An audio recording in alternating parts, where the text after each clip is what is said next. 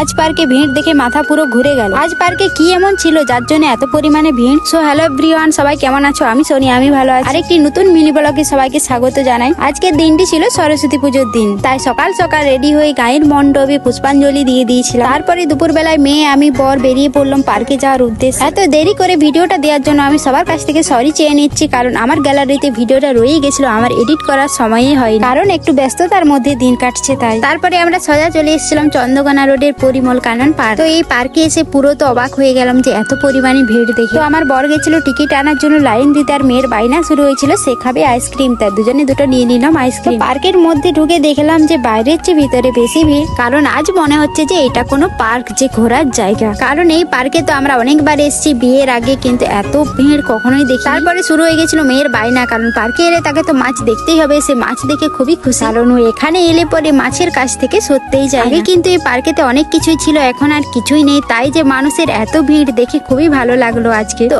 আমাদের তো পার্কেটা পুরোটাই ঘোরা হয়ে গেছে, এবারে আমরা চলে যাব বাড়ি। তো তোমাদের যদি ভিডিওটা ভালো লাগে তো আমার ভিডিওতে একটা লাইক করো বন্ধুরা। আজকের মতো টাটা।